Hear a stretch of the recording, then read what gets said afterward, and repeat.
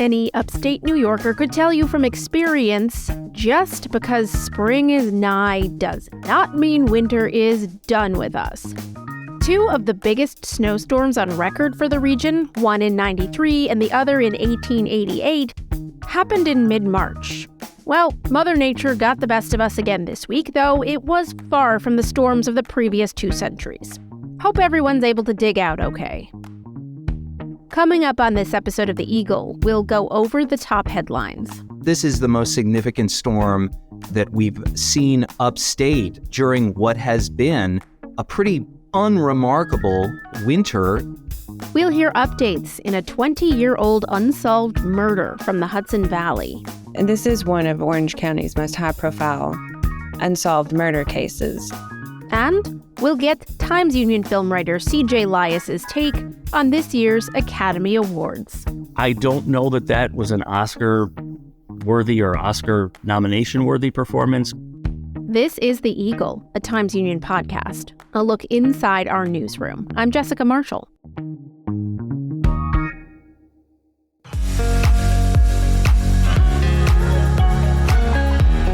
If you're enjoying this podcast, take advantage of all the Times Union has to offer and support our efforts to bring you award-winning journalism by becoming a Times Union subscriber today. Go to timesunion.com/subscribe.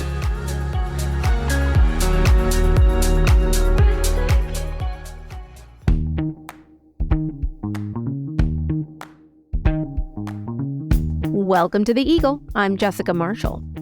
All right, now let's discuss what appeared in the Times Union and on timesunion.com this week. All right, we're back again with Times Union Editor-in-Chief Casey Seiler. We're going to go over the top headlines. Let's start with the story that affected each and every one of us this week who are living in the capital region, that monster of a nor'easter that rolled through on Tuesday. There was lots of snow, lots of wind, power outages, that's just to say the least. So what are we looking at in terms of the fallout from this March storm? Well, snow it's still here and is really crusty as we are talking on Thursday morning. I took my dog to Albany Municipal Golf Course today, and it's crunchy and icy, but it is supposed to get warm. The sun is out today. And no doubt we're in for some sketchy sidewalk days, but warm weather is ahead and also rain is ahead as we come into what's kind of a classic March cycle of dump and melt, basically. But a very pretty storm in the sense that, first it was rain and then it became very adhesive, heavy snow, super slushy on Tuesday, I can tell you as a shoveler. And also one that did significant damage in many regions. Tens of thousands of people were without power. There were trees down, which of course is what leads to the loss of power. All in all, probably, I guess this is the most significant storm that we've seen upstate during what has been a pretty unremarkable winter, except in the sense that it was remarkably mild. Now, it's interesting because looking back in history, some of the biggest snowstorms that we have faced in our region over the centuries have taken place in mid-March, right around the same time. So that's an interesting little factoid that I stumbled on this week. And anyway, everybody watch your step outside until everything melts. Let's move on to one of the top stories this week. We're talking on Thursday right now, as you said. And yesterday, which was Wednesday, I saw you sprint through the newsroom to announce this next headline when it first happened. That is that the Albany Roman Catholic Diocese, which is facing hundreds of abuse claims at the moment, has declared bankruptcy. So give us the details. Yes, I'm 55. I don't sprint. I stride with purpose, Jasmine. You're moving fast. I was. It was big news, not exactly unexpected news. Brendan Lyons, who has been our primary point reporter covering the diocese's response, the ongoing wrestling with the hundreds of people who filed civil complaints under the state's Child Victims Act against the diocese, various individuals and various churches and schools and what have you. Those negotiations have, in recent months, reached something of a standstill, with plaintiffs' attorneys saying that the diocese had not been offering up a serious, what's known as a global mediation or settlement package that could address all or at least most of these civil complaints. The diocese had spoken before about the prospect of it declaring bankruptcy, as 4 of the 8 New York dioceses had done previously, since the Child Victims Act rained what I believe can appropriately be described as hell upon these Catholic organizations, as well as others. You know, you've had scouting groups, schools, as well as individuals who have been the defendants in civil cases unleashed by the Child Victims Act. So yes, on Wednesday, the announcement, the rollout of the news from Bishop Edward Scharfenberger that the diocese was going to enter into Chapter 11 reorganization. What this means is basically a hitting of the pause button on many of these civil claims, not only as a result of the CVA, but also the related matter of pensioners who used to work for the now shuttered St. Clare's Hospital in Schenectady, which was essentially run by the diocese through basically a separate entity. Its pension fund, its retirement plans collapsed. Some were given a percentage of what was supposed to be their retirement. Others saw it wiped out. This is also now the subject of a civil action that was brought by the State Attorney General's office. And as you can imagine, plaintiffs' attorneys representing the abuse victims, as well as those who had taken the side of the St. Clare's pensioners, responded to this bankruptcy with fury. Jim Tedisco, a state senator who has advocated for the St. Clare's pensioners, said what the diocese announced today is absolutely shameful. They can run from their despicable actions and financial maneuverings, but they can't hide from the Lord, capital L, or the court of public opinion about what they did to all their victims, including the 1,100 plus St. Clare's Hospital pensioners who were robbed of their retirement savings. Now, that is a Republican talking about a Catholic diocese. So that can give you the sense of the level of emotion and anger. Indeed, and there is a lot to this story, so head over to timesunion.com to read more about it. Moving from one huge story for us to another, which has been a huge story for us since 2018, the Times-Union editorial board this week wrote a piece urging the FBI to be forthcoming or more forthcoming with information about Shahed Hussein, who was the owner of the limo company that put the doomed faulty limo on the road in October of 2018 that killed 20 people. Tell us more about that editorial. Yeah, that emerged from the news last week that came up in a congressional hearing where Representative Lais Stefanik noted that she had received a letter from the FBI, and she was addressing FBI Director Christopher Wray at this hearing, and said that she had received notification that the Bureau had completed its internal review of its handling of Shahed Hussein, the still absent owner of Prestige Limousine, who, of course, worked for pretty much a decade as an undercover informant on counterterrorism investigations.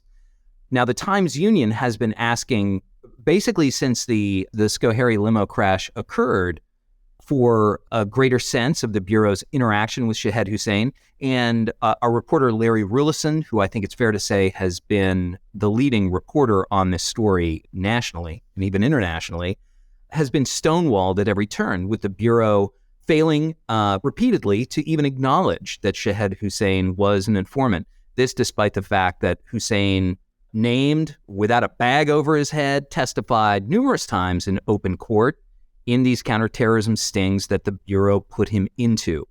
Now, we have no idea whether or not the Bureau ever vouched for Hussein, who was involved in several, I believe the adjective is shady business dealings, real estate transactions that there are many, many questions about. But it's time for the Bureau to be straightforward, as the editorial board put it. What we know is that members of Congress, including Representative Stefanik, who is, I would say, a representative that our editorial board has had numerous disagreements with down through the years, especially in recent years, as she has gone full MAGA. But she and others will get a briefing from the FBI. She correctly has pushed for the families of the dead to also be briefed by the FBI. The editorial board also called for the FBI to release its report, whatever its internal review has coughed up, and that all redactions to that report should be for genuine security reasons and not just to protect the Bureau from potential embarrassment. That briefing is supposed to happen this month. We will see whether or not the Bureau actually takes the editorial board's advice. Well, we will hopefully talk about this on an upcoming episode of The Eagle in the next month or so, as we have updates. All right. The last story I want to talk about, the NCAA Division I men's basketball tournament, or the Big Dance, as I've heard it called, is returning to the MVP Arena in downtown Albany. It's going to play host to round 1 and 2 games. Huge deal. Tell us all about it. Yeah, this is the first time in 20 years that Albany has hosted first-round March Madness games. They're going to be played Friday. That's definitely the busy day. There's nothing quite like the start of March Madness. You know, you cannot have enough TV screens in your house, or enough picture-in-picture at least. Or enough brackets that you filled out. Yes, fill your brackets out definitely before play starts. But you know, these are first round games, which can tend to be top seeds versus very high seeds. We have a couple of I would not exactly call them tight competitions, but they should be great games. And remember, it's March Madness, so there's going to be an upset. Indiana, which is a 4 seed, will be there as well. UConn, another 4 seed. They are definitely going to be playing on Friday. And then we will have to see who ends up playing on Sunday as well. Big news in sports, really big news for downtown Albany businesses and even businesses outside of the downtown. We're talking about tens of thousands of folks who are going to be pouring in, filling up hotels, clamoring in restaurants and bars to get their order so they can get to the games. And we should note that all of this action this weekend, the Times-Union will be providing out-of-towners with good advice on where they can eat, where they can hang out, what they can do on Saturday. All of this is taking part as a number of downtown businesses, including hotels and restaurants, are reeling from the surprise cancellation of the Bruce Springsteen show, which was going to take place on Tuesday and was sidelined not by the weather, although it would have been a pretty sloppy night to get to the MVP arena. Well, that wouldn't have stopped hardcore Bruce Springsteen fans. No. And speaking as a somewhat begrudging ticket holder, I was prepared to make the trip, but rather by illness on the tour. Bruce is back on the road and will apparently be announcing replacement dates for the 3 shows that were postponed over the course of the last week. All right, we'll be looking forward to that. And you can head over to timesunion.com to see our guide of what to do in downtown Albany this weekend. It's pretty robust. Check it out. All right, Casey, thank you so much for joining us, and we'll check back in with you next week. Thanks, Jess.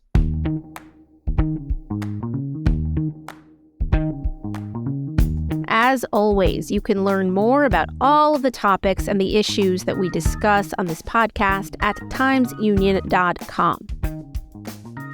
Now, our next topic is one that may be distressing to some listeners. We are going to get an update on a 20-year-old unsolved murder.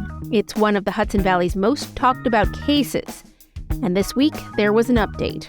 So please listen on with care. And I promise we'll get back to some lighter fare afterward.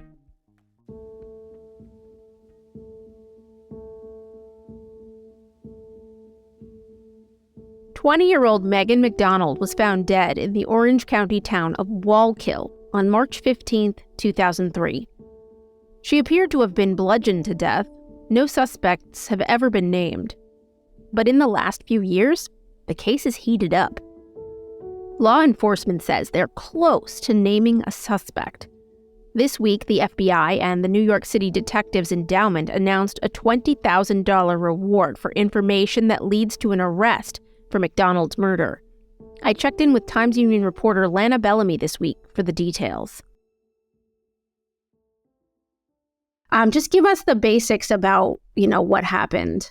So at the time of her death, Megan, like you said, she was 20 years old. She was working in the Galleria Mall, which is right here in the town of Waukegan. She lived in the town of Waukegan, which is sort of a bedroom community for the city of Middletown.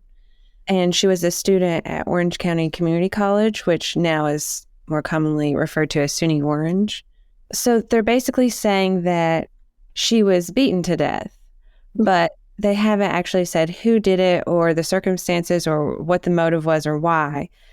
The FBI, on the 19th anniversary of it, which would have been closer to Megan's 40th birthday if she was still alive, they conducted some fresh interviews with associates of someone that they have as a prime suspect. And they described that suspect as being, and this is according to how it was summed up in the Times Herald Record, which is the local paper here, a classic narcissist who craves control and attention, a man who suffered a blow to his psyche when Megan rejected him and lashed out with blows of his own, bludgeoning the 100-pound woman from behind as she sat in her car. So they tracked down people who were associated with this person at the time of Megan's death. They said those interviews helped create some fresh leads and fill in at least one key part of the timeline concerning where the suspect was when Megan was killed. But they haven't named a suspect. No, they haven't. Now, what's the update this week? It's a grim marker, and this is one of Orange County's most high-profile unsolved murder cases. Law enforcement is putting up a $20,000 reward for information that could lead to an arrest, being offered by the New York City Detectives Endowment Association and the FBI. So you said that this was one of the region's, the Orange County's kind of biggest, most intriguing, and you said it's not a cold case because it's obviously still being actively investigated, but, for lack of a better term, a case that had gone somewhat cold. What is your sense of that? Like, people are really still interested in it? Oh, definitely. And I think that the day, if it ever comes, that police announce an arrest, especially if there's ever a conviction for who killed Megan, I think that will be huge news for our area. You hear about Megan McDonald's case all the time. I only got here 5 years ago, and it was one of the first things I heard about. There's also a very big, prominent electronic billboard on Route 17 that has her picture, like the one we have with our story, and information for how to submit tips and the reward that's being offered. You mentioned earlier that there is a Justice for Megan McDonald website. What is that about? It keeps track of news stories with information about like what has happened to Megan and where the investigation is. It has this loose timeline of events from March 13th when Megan ended her shift at a cafe in the Galleria through when her body was found on March 15th. Just kind of give me the highlights of the timeline. And it's interesting because since there isn't a lot, there was what police said in a NBC Dateline story. They said this party at a place called Greenway Terrace, which I believe are some like row house apartments. That seems to be a very key part of what happened to her because they believe that her killer was at this party. On March 13th, she gets off work around 3. She goes and withdraws some cash, and then she drives by this party around 7 o'clock. Some of her friends are at this party, and they invite her inside, but she declines and says that she's going to go and hang out with some other friends in Middletown, which is really close by. And so she goes to Middletown, and she stays there till about 12 a.m. midnight, and says she needs to leave because she's going to work early in the morning. Then 15 minutes later, the timeline says that she shows back up to this party at Greenway Terrace, but they don't know why. And she doesn't go inside, and then she drives away. And It looks like she's only there for a couple of minutes, maybe 15 minutes.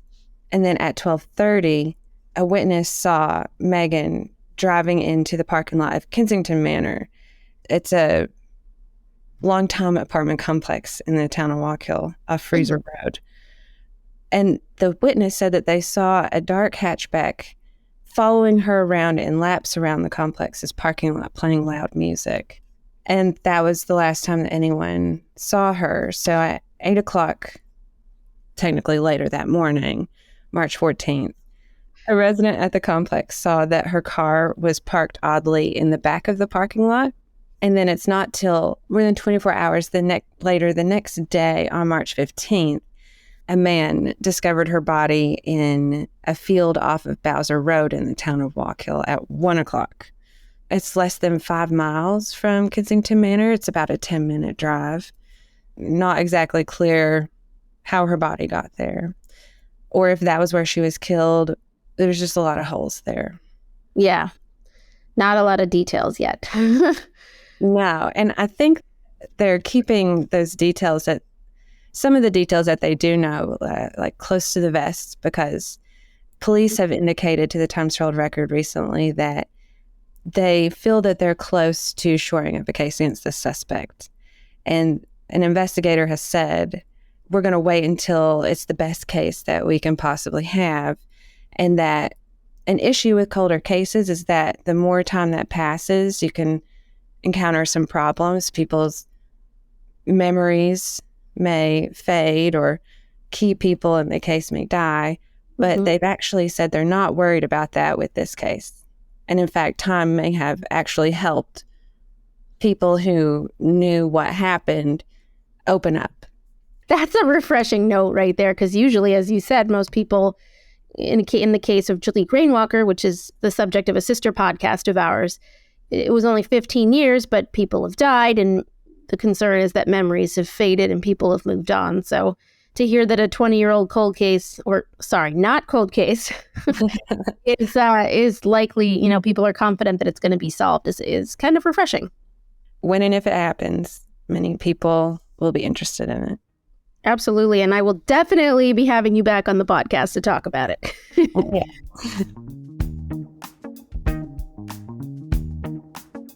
If you have information on the Megan McDonald case, the state police want to hear from you. You can call the Troop F Major Crimes Unit at 845-344-5370, or you can email crimetip@troopers.ny.gov. After the break, the 95th Annual Academy Awards ceremony last weekend was pretty buzzworthy. We'll get Times Union film writer C.J. Lais' hot takes on who took home the Golden Statuette and who got the dreaded snub. It's been 15 years since 12-year-old Jalek Rainwalker vanished. His disappearance from rural upstate New York was ruled a probable child homicide. But no one has ever been charged, and his body has never been found.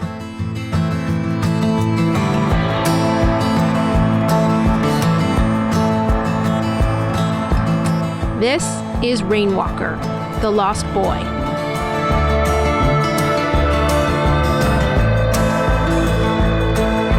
I'm Jessica Marshall. And I'm Wendy Libertor. In this podcast from the Times Union, we'll take a deep dive into this mystery, the case of a missing child that has unsettled New York's capital region and beyond for more than a decade. Available now, wherever you listen to podcasts.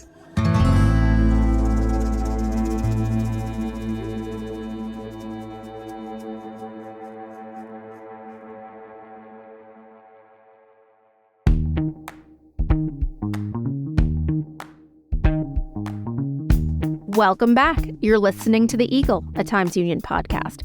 I'm Jessica Marshall.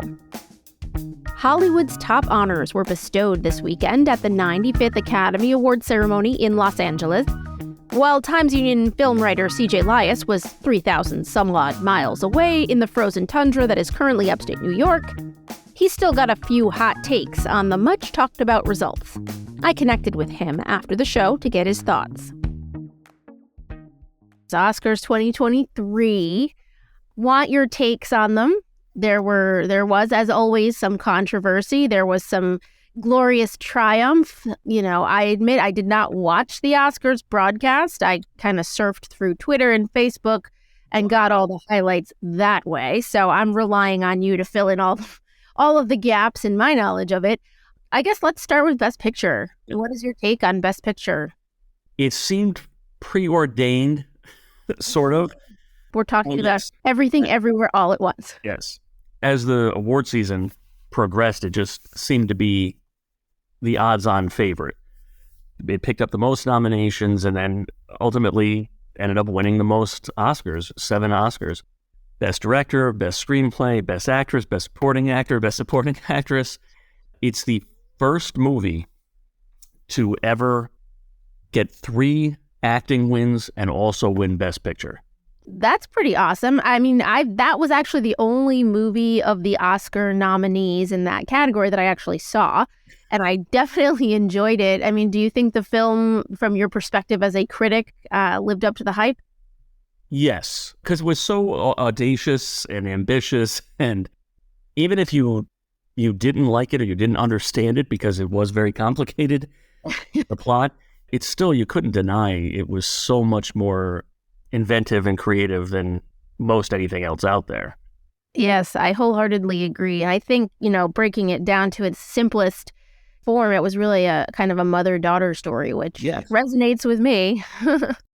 The other thing that I find funny about the film is that all the merch that has kind of sprung up around it, like you can buy hot dog fingers and a Raccacoonie hat. Yes. But if you haven't heard of that, go see the movie and you'll know what I'm talking about. All right, let's go through as concisely as we can, because we could probably talk for 3 hours about all of this. But let's go through the acting awards. Okay, so we stick with Everything, Everywhere, All at Once. Michelle Yeoh, after a 40-year career in movies, gets her first nomination and her first win. Much was talked about when she got nominated that she's the first Asian-identifying actress to be up in this category. But what's, I think, even more interesting and sadder is she is actually only the second woman of color to win Best Actress. The first being Halle Berry, who they symbolically had come out with Jessica Chastain last year as Best Actress winner to give out the award to Michelle Yeoh. Mostly, I think, because Will Smith could not return to give out. That's a whole different story right there. Exactly. It was a really smart move to have Halle Berry give out the award to Michelle Yeoh as the only 2 women of color to win this award. Wow. What about the other acting awards? Ke Huy Quan won Best Supporting Actor in that, and he's actually the only second Asian actor to win that category after Hang S-Nor from Killing Fields years ago. Ke Huy Quan also hadn't been acting, or at least acting on a big stage, for like 2 decades, right? Yes, he had given it up because he just wasn't getting roles after, his childhood acting. Maybe like 3 years ago, he decided to go back to it, and good decision. Yes, that definitely panned out well for him. And, as Jimmy Kimmel pointed out, now you have, between him and Best Actor winner this year, Brendan Fraser for The Whale, you have 2 stars of Encino Man are now Oscar winners. So yeah, Pauly Shore had some fun with that on Twitter, right? Yes, he did. He took it in good humor. But let's talk about Brendan Fraser then and his win. It seemed like Brendan Fraser, from the minute that movie came out, the minute it debuted at the film festivals, everyone just wanted to give him this award. I'm not saying he's at the biggest struggle of anyone. Maybe the comeback story they have for him is a little overblown because, he has been working. But he did have some health issues. He had his controversy with the Golden Globes and a sexual assault charge against the president of the Golden Globes. Then he got divorced, and I think family members died. There was a lot that happened at once, and he kind of fell off the radar. And this movie brought him back, and so that's been the through line and the story throughout all of this time. But I don't think anyone can deny his performance either. I didn't see the movie. And there was the controversy over as always, with someone using prosthetics and quote unquote fat suit to play an overweight person. The last acting category, I think, is the one that the people are kind of most, not perturbed, because that's not the right word, but there's the most buzz around this one in terms of it being slightly controversial. Jamie Lee Curtis's win in the Best Supporting Actress category. Tell me, what are your thoughts on that? I questioned her nomination when it first came out. I think she's perfectly good in it. I like Jamie Lee Curtis. I don't know that was an Oscar-worthy or Oscar nomination-worthy performance. I guess if it had happened in some other year where someone like Angela Bassett wasn't up for Black Panther: Wakanda Forever. Personally, when I saw Black Panther, the minute she gave her first angry, grief-stricken monologue in that movie, I think I turned to the person I was with and said, "Oh, can we just give her the Oscar now?" Yeah. I thought she was powerful. I mean, she's the first person to have an acting nomination for a Marvel movie. Much was made of that. But she's phenomenal in this, and it's for a Marvel movie and an action movie, it's a meditation on grief and loss, but still a great action movie. It's much more than people think it is, and her performance was great. So, what about Stephanie Hsu, Jamie Lee Curtis's co-star in Everything Everywhere All at Once? A lot of people were saying that it should have been between Angela Bassett and her for the award. I think that's a better choice myself. True. Actually, I would have chosen Carrie Condon over Jamie Lee Curtis from The Banshees of Inisherin. So that rounded out a pretty exciting roster of acting awards and best film. One of the other things that I thought was controversial about this year's Oscars, and it is to some extent every year, but I've seen a lot of people talking about it on social media, is the In Memoriam segment and how it left out a lot of people who died this year who, were pretty known entities in the film world. What was your take on this year's In Memoriam and the people who got quote unquote snubbed from it? I consider myself an empathetic and sympathetic person. I do, and it's just going to make me sound terrible, but every year I dread this.